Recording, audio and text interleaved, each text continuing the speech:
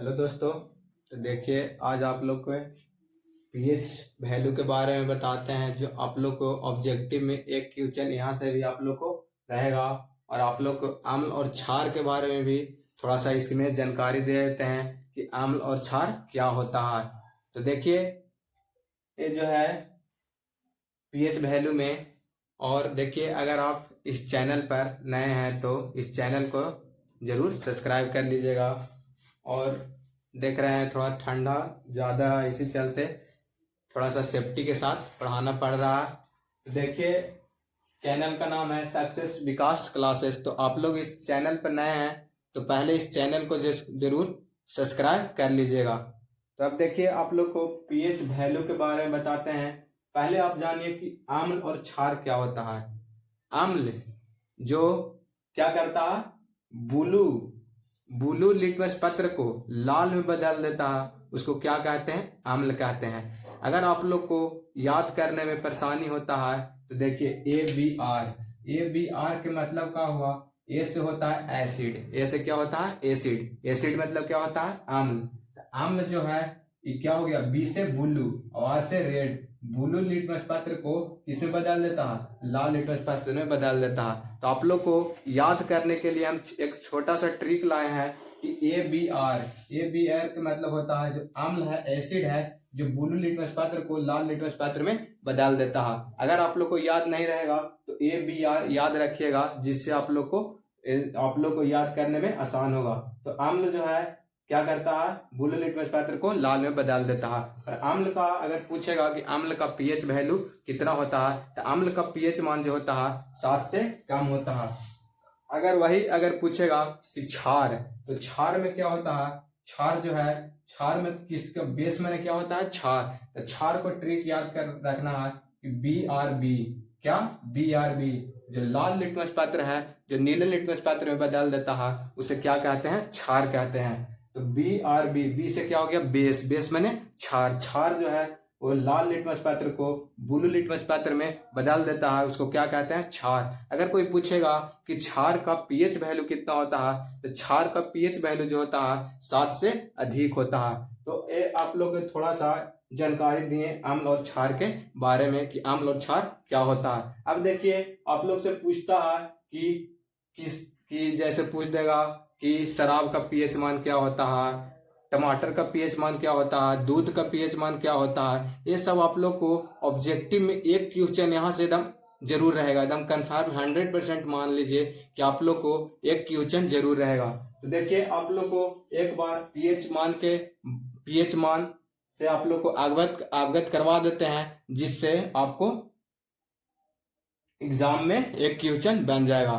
तो देखिए, कह रहा कि जल का पीएच मान कितना होता है। तो जल जो है उदासीन होता है। देखिएगा, आप यदि पानी पीते हैं तो देखिएगा इसका स्वाद पता नहीं चलता है, यानी जल उदासीन होता है, इसीलिए इसका पीएच मान कितना होता है, 7 होता है। अगर पूछेगा कि दूध का पीएच मान कितना होता है, तो दूध का पीएच मान आप लोग याद रखिएगा कि 6.5 से लेकर 6.7 के बीच में होता है। अगर कोई पूछेगा कि सिरका का पीएच मान कितना होता है, तो आप लोग याद रखिएगा कि सिरका का पीएच मान 3 होता है।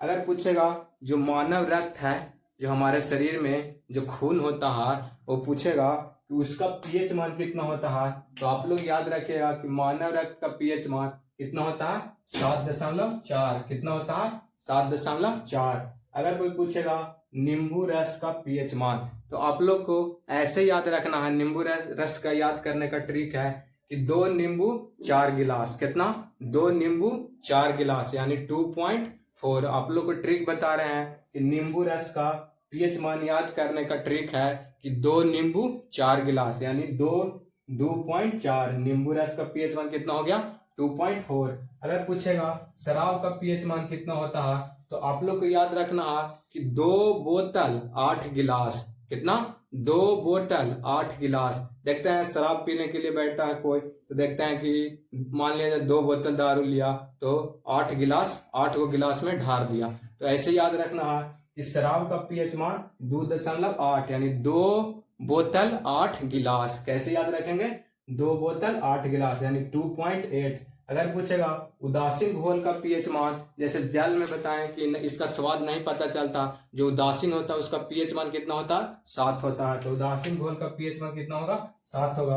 अगर कोई पूछेगा समुद्री जल का पीएच मान कैसा कितना होता है, तो समुद्री जल का पीएच मान 8 होता है। अगर कोई पूछेगा लार जो है मानव शरीर मानव के मुख में जो लार होता है उसका लार का पीएच मान कितना होता है, ये भी बहुत इंपॉर्टेंट क्वेश्चन है, ये हर जगह पूछता है। तो कितना होता है, 6.2 से 7.0 तक होता है, इसके बीच में मानव लार का पीएच मान होता है। अगर कोई पूछेगा मूत्र का पीएच मान कितना होता है, जो मानव में जो मूत्र उत्सर्जित होता है, अगर कोई पूछेगा कि उसका पीएच मान कितना होता है, तो कितना होता है, 6.0 यानी 6 के बराबर। तो आप लोग इतना याद रखिएगा। और इधर भी देखिए है कि आंसू का पीएच मान कितना होगा, तो आप लोग याद रखिएगा 6.5 से 7.6 के बीच होता है। और बेकिंग सोडा का पीएच मान पूछेगा तो आप लोग याद रखिएगा कि बेकिंग सोडा का पीएच मान कितना होता है, 9 होता है। अगर पूछेगा टमाटर का पीएच मान, टमाटर जो आप लोग देखते हैं सब्जी वगैरह इस में बनता है, उसका जब देखते हैं आप लोग कोई वैसा चाइनीज फूड जो चाउमीन इसमें खाते हैं उसमें देखते हैं कि टमाटर का सॉस, टोमेटो सॉस रहता है, उसी का पीएच मान पूछ रहा है।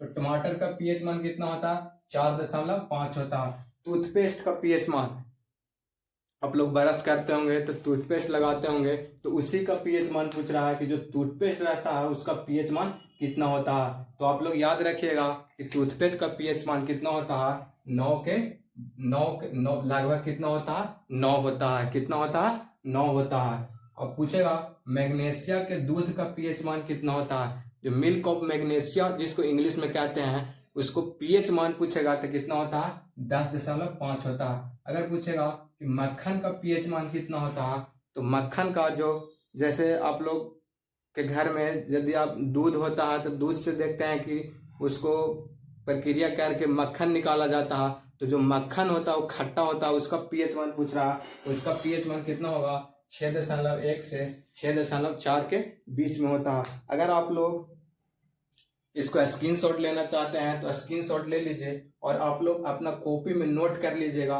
ये यहाँ से एक क्वेश्चन एकदम फिक्स है, हर एक एग्जाम में यहाँ से एक क्वेश्चन, आप चाहे कॉम्पिटिटिव के एग्जाम क्यों नहीं दे रहे हैं, वहां भी एक क्वेश्चन हर एक एग्जाम में पूछता है। तो आप लोग इसको स्क्रीनशॉट ले लीजिए और देखिए।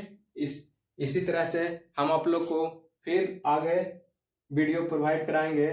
और ये वीडियो आप लोग देखकर एक छोटा सा प्यारा सा कमेंट जरूर करिएगा कि यह वीडियो कैसा लगा।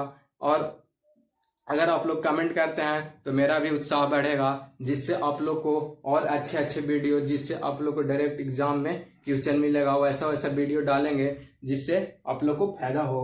तो देखिए ये था पीएच वैल्यू का छोटा सा वीडियो। आप लोग इस वीडियो को देखकर एक छोटा सा प्यारा सा जरूर कमेंट कीजिएगा।